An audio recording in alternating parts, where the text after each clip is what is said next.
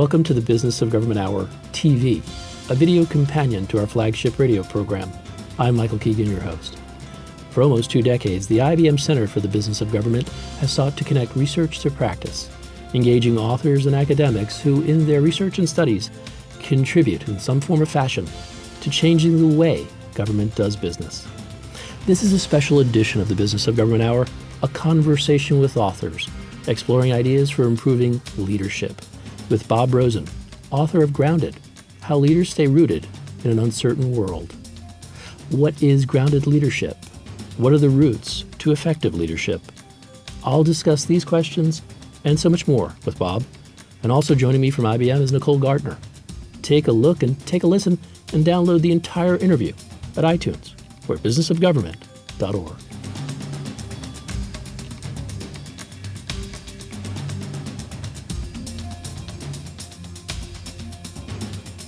So what does it mean to be grounded, and why is being rooted so important in your concept of leadership?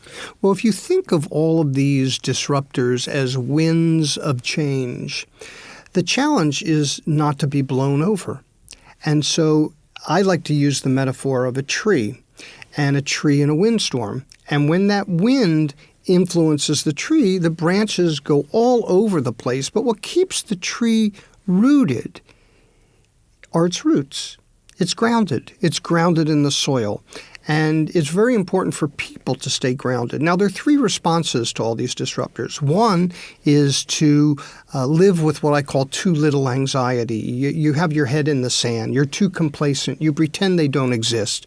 A second one is that you're overwhelmed in a very chaotic way with a lot of stress from these disruptors. And the third is that you understand them, you anticipate them, and you use them to your personal and organizational advantage. And that's what great leaders do. So, you identify 6 personal dimensions of a grounded leader. I'd like you to just give us a high-level overview of each one. Just identify them, and then I'm going to pass it off to Nicole to kind of delve into each one. Okay. Each one represents a response to each of the disruptors. So the pace of speed is requiring all of us to be more physically rooted.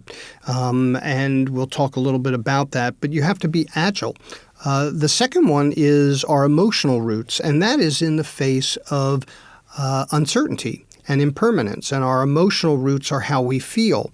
Our intellectual roots are how we think, and that is a response to how we think and adapt in the face of complexity. Our social roots are how we relate and connect to each other. And that is in response to technology and the pace of change and disruption. The fifth one is our vocational roots. We don't talk very much about our vocational roots. And our vocational roots have to do with how do we learn, how do we perform, how do we succeed, and how do we find meaning in our work.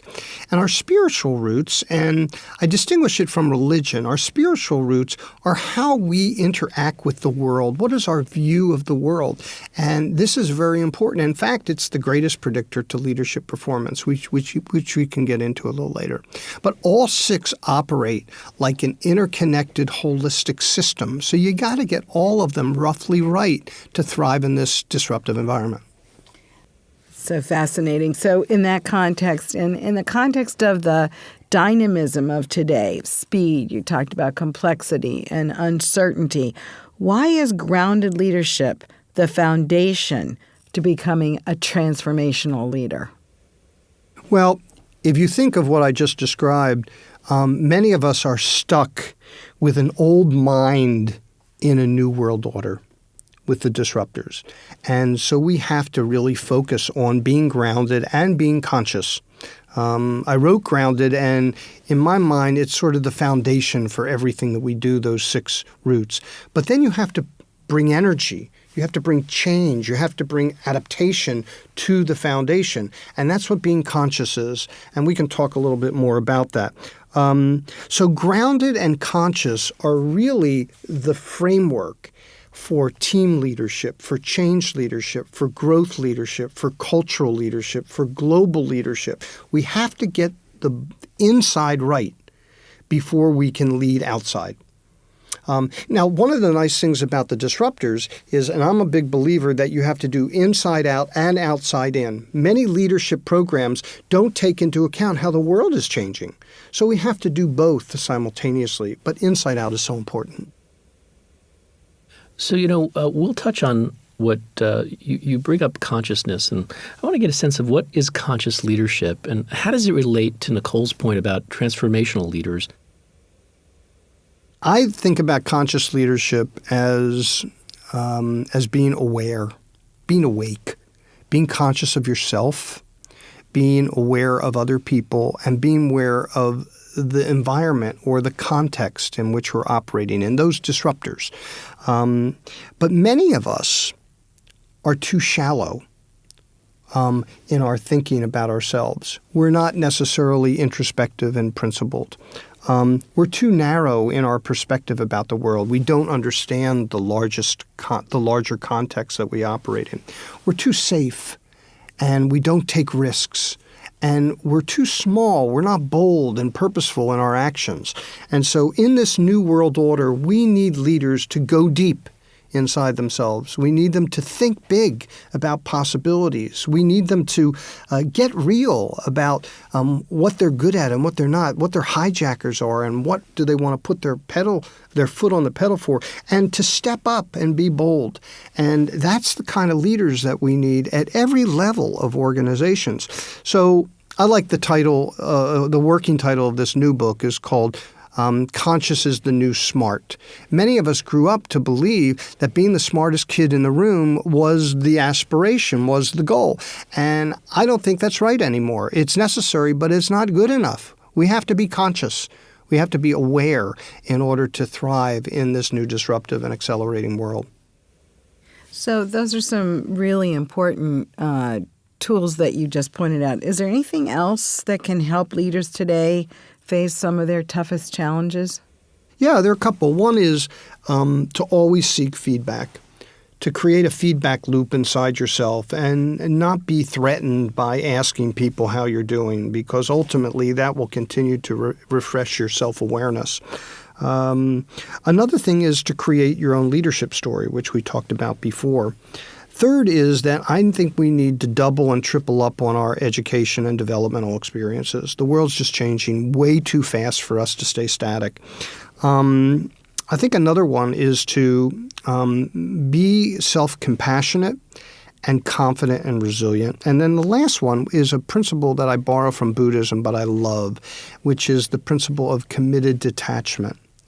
Okay, it's very important to be committed to goals, but it's also very important to be detached from the outcomes. And people get tripped up when they set really hairy goals and they don't always get what they want in life and in business. And so you can be a great leader by being committed to your purpose and your goals, but become more detached from the outcomes because you don't control all the variables.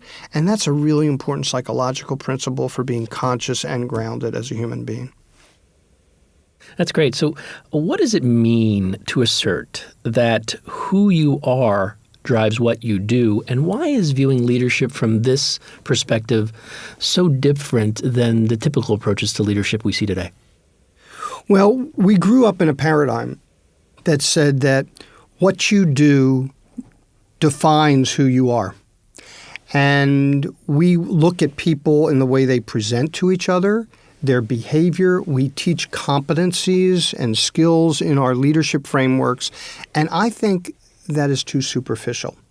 It's not getting to the outcomes that we want. We need to flip the paradigm upside down and say that who you are as a human being drives what you do.